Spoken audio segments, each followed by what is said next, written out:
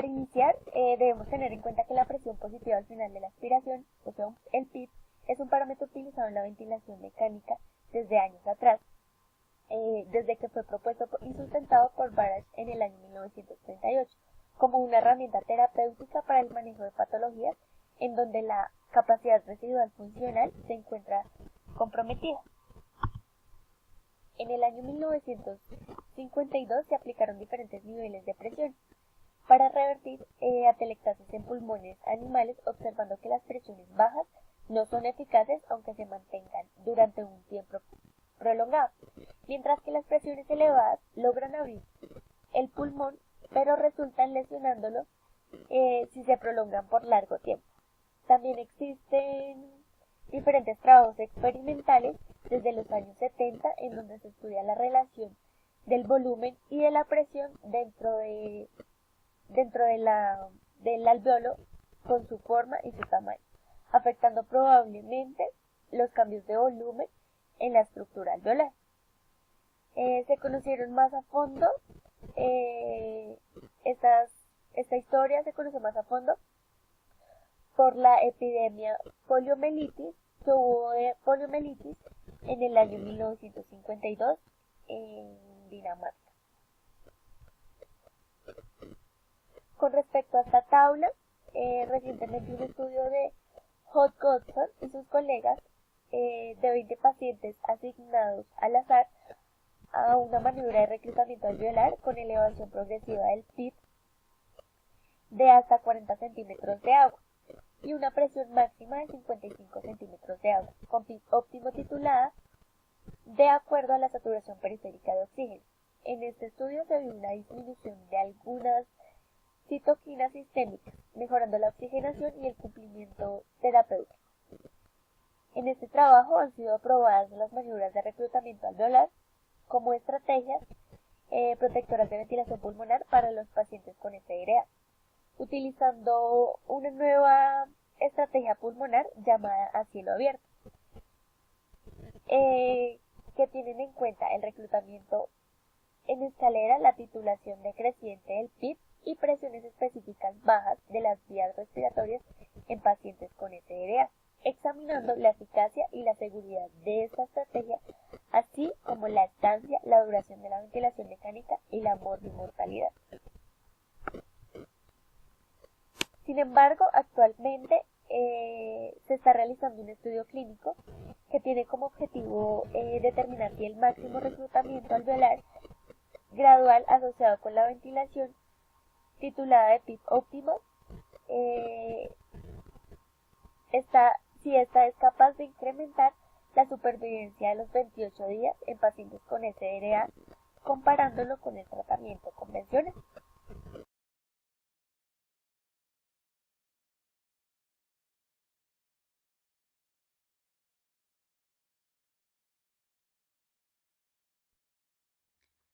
¿Qué es una maniobra de reclutamiento alveolar? Las maniobras de reclutamiento alveolar han sido un aporte importante por los efectos benéficos para el paciente, especialmente en patologías que cursan con distrés respiratorio. Sin embargo, como toda acción clínica, debe aplicarse de manera adecuada e individualizada. Romero A. y colaboradores en el año 2016 definen las maniobras de reclutamiento como la elevación de las presiones de ventilación de manera transitoria para conseguir airear zonas del pulmón colapsadas. Recordemos que estos pequeños alveolos son la parte funcional y estructural del parénquima pulmonar. Es allí donde realizaremos procesos fisiológicos como el intercambio gaseoso, donde va a mejorar el intercambio de gases, va a haber una mejor relación en la mecánica ventilatoria, donde va a haber un gradiente de presión y vamos a encontrar unas leyes fisiológicas que nos darán un resultado. El resultado será la obtención de oxígeno y la salida de CO2.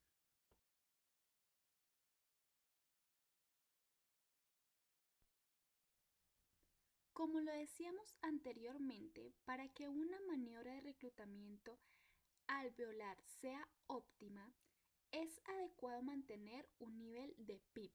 ¿Qué es PIP? Es esa presión positiva al final de la expiración, lo que nos permite no colapsar nuestros alveolos y tener una capacidad residual funcional que nos ayudará a distender, a permeabilizar y a realizar todos esos procesos fisiológicos que comprenden la ventilación y la respiración. Este PIP adecuado lo titularemos de acuerdo a unas maniobras o estrategias que vamos a hablar durante todo este capítulo. Sin embargo, algunos autores sugieren que la respuesta favorable a una maniobra de reclutamiento es la elevación del PIP. ¿Cómo hacemos esa elevación del PIP?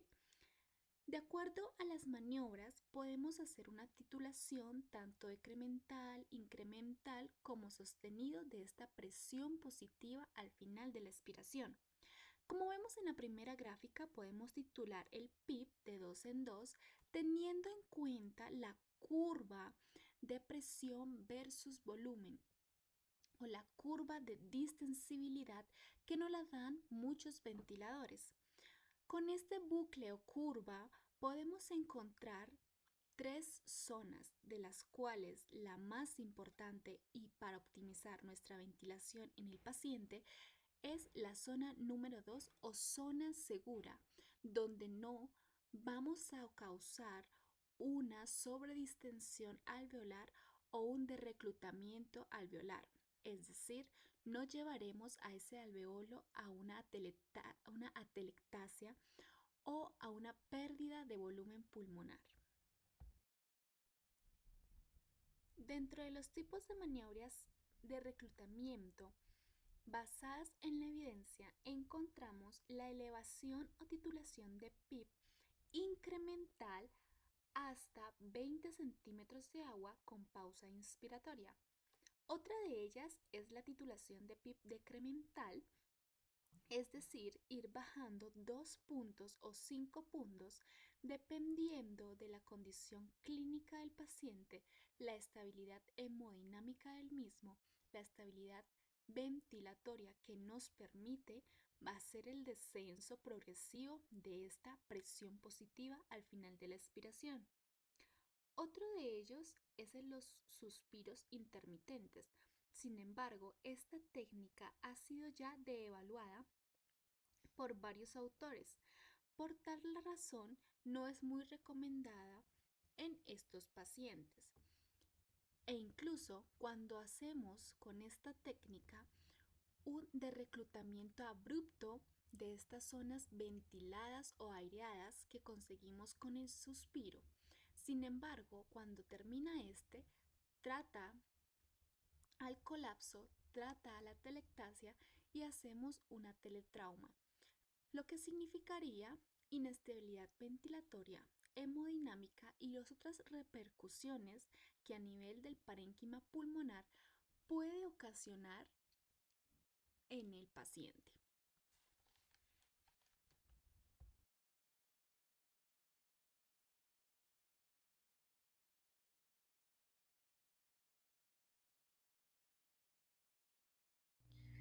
Bueno, ¿qué sucede cuando en la distensibilidad? Entonces la distensibilidad es una parte importante de la caja torácica. En cuanto a la ventilación mecánica, es importante porque al utilizarla se puede alterar de manera positiva o negativa. En cuanto a la distensibilidad y la utilización del PIP, se toma como de una manera de reclutamiento y protección de la vía aérea. También es importante un manejo adecuado para el paciente, ya que esto, si supera los límites permitidos, puede generar parotrauma, neumotoras, daño epitelial. En la figura que vemos al lado podemos ver cómo están las presiones a nivel de la caja torácica, cómo el PIP cambia los niveles de presión.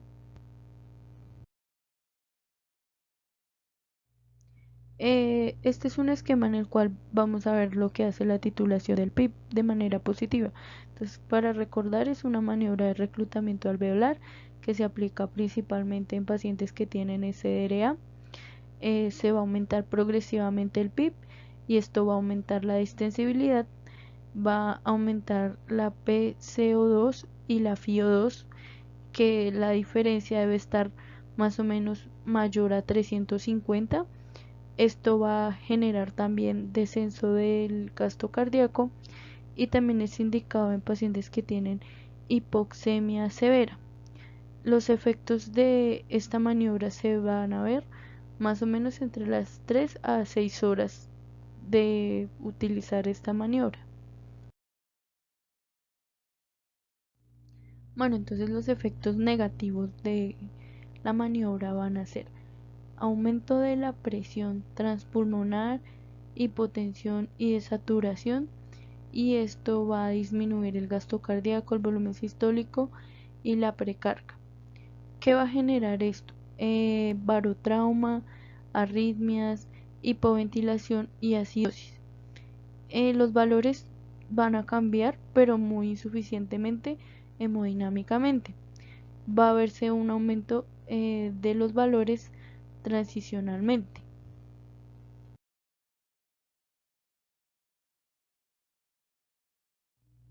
Bueno, ¿qué se debe tener en cuenta al momento de utilizar el PIP? Que haya un volumen tibial no superior a 6 litros. Lo recomendado para utilizar el PIP es de 4 centímetros de agua para mejorar la distensibilidad, aunque la literatura refiere que puede ser hasta 36 centímetros de agua de PIP. Otro es que se utilice pues PIP elevados, como decía anteriormente.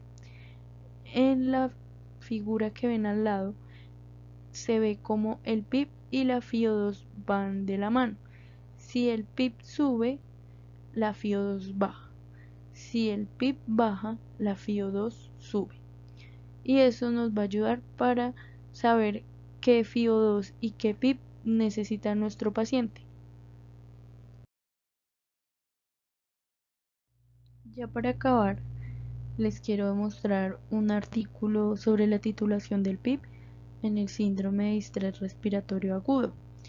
Nos pareció importante que relacionan el PIP con el espacio muerto, lo que sucede, cómo el PIP va mejorando el ateletrauma o el edema pulmonar que pueda tener el paciente.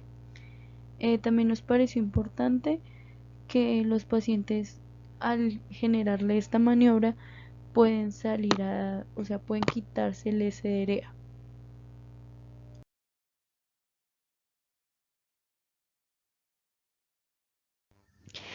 Continuando con la titulación del PIP, entonces ahora lo vamos a medir de acuerdo a la presión transpulmonar.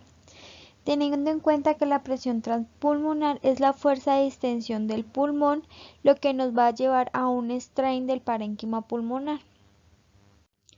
La presión pleural va a ser obtenida por medio de un catéter esofágico. Este va a ser insuflado a nivel del esófago, el cual nos va a hacer una medición de la mecánica de la pared torácica y un autopip. Esta presión transpulmonar va a estar controlada o determinada por diferentes factores, como es la musculatura respiratoria, el trabajo ventilatorio y las posibles asincronías paciente-ventilador. En esta imagen podemos observar cómo en un ciclo respiratorio hay diferentes presiones involucradas. Va a estar la presión alveolar, la presión pleural y la resultante de estas, que va a ser la presión transpulmonar. Talmor en el 2008 nos dice que el ajuste del pp en función de la presión esofágica o transpulmonar ha mejorado la compliance y la oxigenación en pacientes con SDRA. Y Grasso en el 2012 nos dice que la medición de la presión esofágica puede evitar el uso de oxigenación por membrana extracorpórea en pacientes más graves. La medición de la presión esofágica en sustitución a la presión pleural permite calcular la presión necesaria que se debe tener para dilatar el pulmón y la pared torácica de una manera segura. Por esto nos va a llevar a un cálculo mejor de una correcta titulación del PEP. La presión transpulmonar es la presión real que va a distender el alveolo, para lo cual es necesario calcular una presión pleural, lo que nos va a dar que presión transpulmonar es igual a presión alveolar menos presión pleural.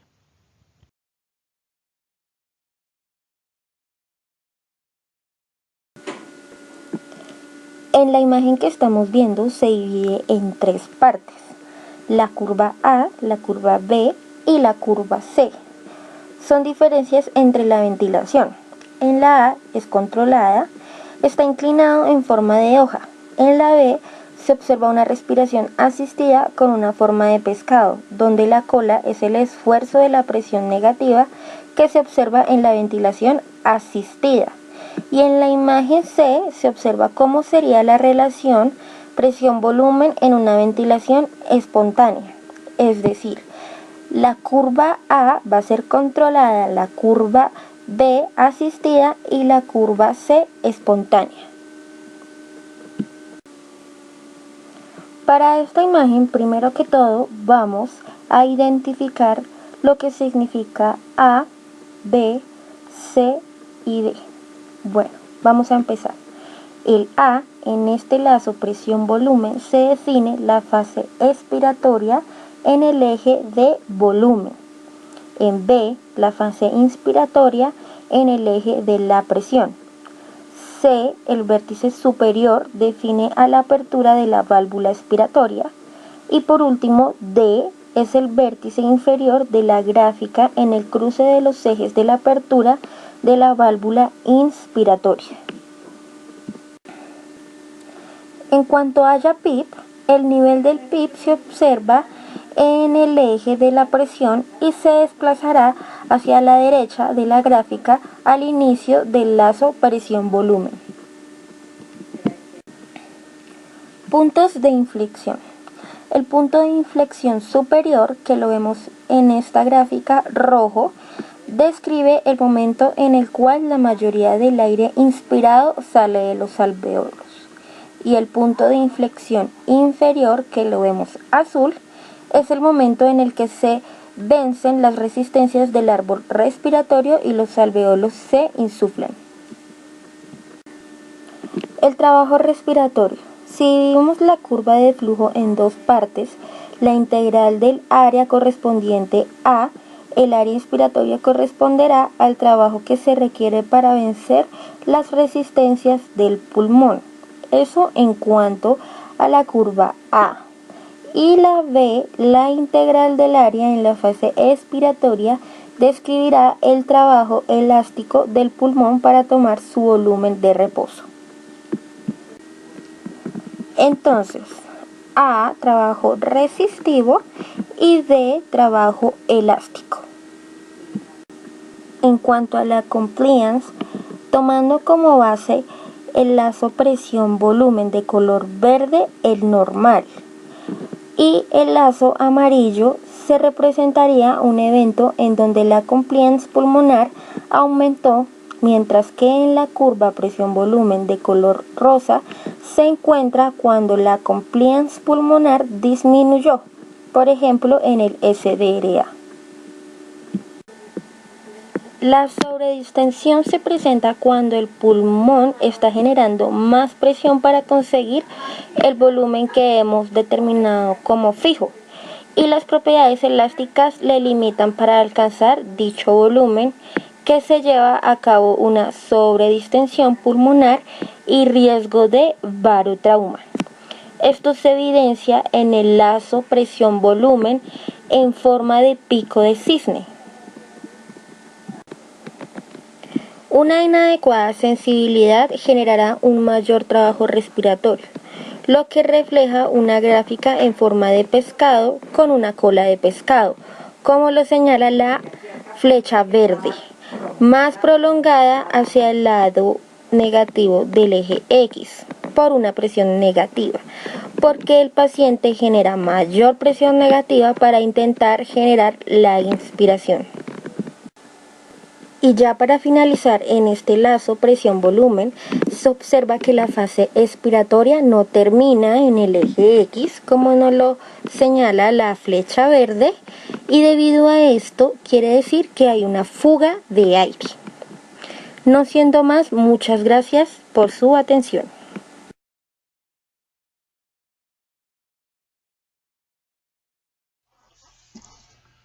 Este tipo de ventilación mecánica es originaria de los Estados Unidos y ha venido tomando fuerza en todo el mundo gracias a que es una estrategia ventilatoria protectora, lo cual me asegura el menor daño pulmonar.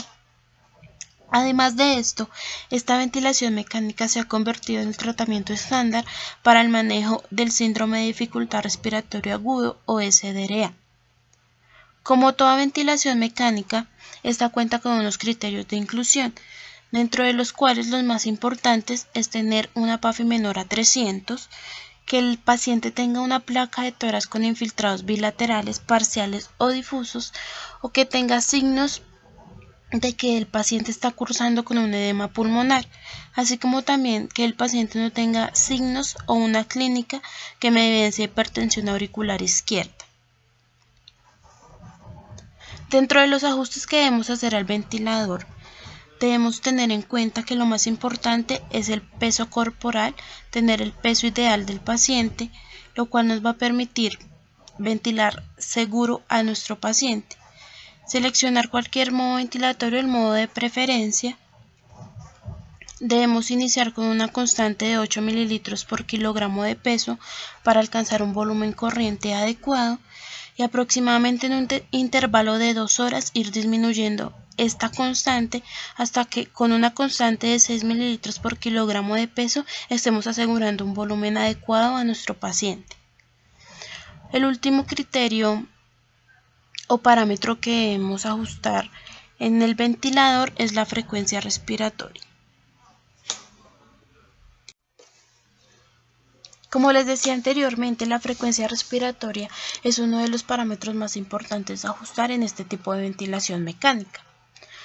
Este tipo de ventilación mecánica está dirigida a los pacientes con SDRA y cuando tengamos trastornos ácido-base, la frecuencia respiratoria va a ser el primer parámetro que vamos a modificar, ya que esta nos va a ayudar a mejorar el pH. Entonces, vamos a tener en cuenta que en pacientes manejados con este tipo de ventilación mecánica y que cursen con síndrome de dificultad respiratoria agudo, vamos a tener un pH de 730 como óptimo. Cuando tenemos trastornos alcalóticos de origen respiratorio, lo que vamos a hacer es aumentar la frecuencia respiratoria de 5 en 5 hasta regular el pH. Por el contrario, si tenemos trastornos acidóticos de origen respiratorio, vamos a partir de una frecuencia respiratoria de 35 y vamos a irla aumentando de 2 en 2 hasta regular el pH y obtener 730. Si el pH permanece acidótico por debajo de 7,1 y ya la frecuencia respiratoria no nos ayuda a regularlo, vamos a utilizar otro de los parámetros fundamentales, que es el volumen corriente. Como les decía anteriormente, 6 ml por kilogramo de peso es la constante ideal que debemos tener para asegurar el volumen corriente adecuado. Cuando ya no nos mejora el pH con modificar solamente la frecuencia respiratoria, lo que vamos a hacer es modificar el volumen corriente aumentando 1 mililitro de esa constante hasta manejar pHs de 730. Esto nos va a asegurar una oxigenación adecuada, ya que los objetivos de la oxigenación en este tipo de ventilación mecánica es mantener una presión alveolar de 5 entre 55 y 65 milímetros de mercurio a expensas de un PEP de 5 centímetros de agua que me esté oxigenando con FO2 bajas dentro de 35 y 45%.